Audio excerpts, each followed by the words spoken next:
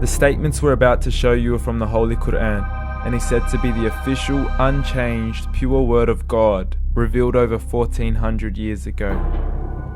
Claiming to be the word of God is a heavy statement, and without proof, or if a single contradiction is found within the book, the apparent word of God will be proven false. So without further ado, let's put the book to the test.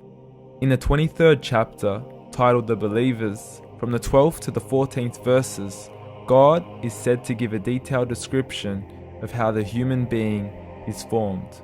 It begins by saying, "We then placed him as a sperm drop in a place of settlement, firmly fixed.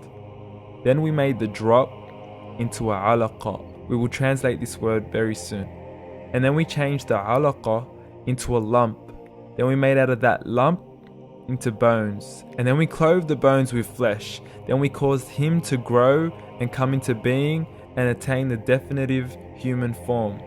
In the 21st century, we can now safely say that this verse is clearly describing the process of human development in correct chronological order.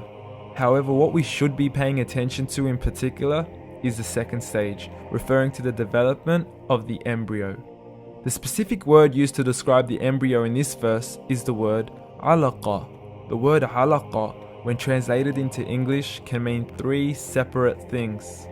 Firstly, a blood clot, or to be suspended, that is to be hanging or clinging to something, or thirdly and finally, a leech. Now, all three definitions don't come anywhere near what we perceive to be the human embryo. So, why are these words used, and what significance do they share with the human embryo? Can the embryo be described as a blood clot? Well, what do you think? In the 3rd week of embryonic development, a tubular heart joins with the blood vessels to form a primordial cardiovascular system, and by the end of the 3rd week, the blood is circulating and the heart begins to beat on day 21. The first thing that comes to mind in regards to being suspended or hanging is the umbilical cord. But we can't use that example because we are simply referring to step 2, before the baby has even formed. But we now know today that the umbilical cord is formed from the connecting stalk. And the connecting stalk is formed as soon as the embryo is formed. The embryo's connecting stalk has even been described by John Allen and Beverly Kramer as an object to suspend the developing embryo in the extra-embryonic column. So an embryo is suspended and does have a strong resemblance with the blood clot. What on earth would an embryo have to do with a leech? Figure A shows the structure of an embryo at 25 days. Figure B shows a leech.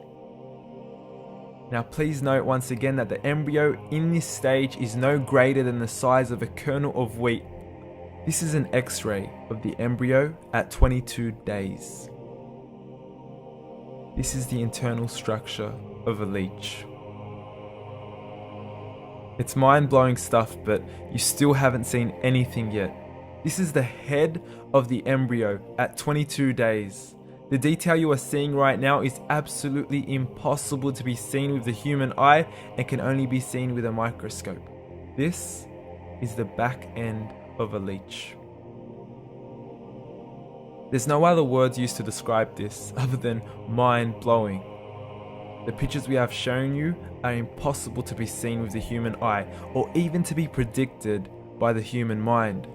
Once again, the verses we have shown you were revealed over 1400 years ago to a man who couldn't read nor write. Are these the words of God? Descriptions of the human embryo in the Quran cannot be based on scientific knowledge in the 7th century. The only reasonable conclusion is that these descriptions were revealed to Muhammad from God, from God, from God, from God.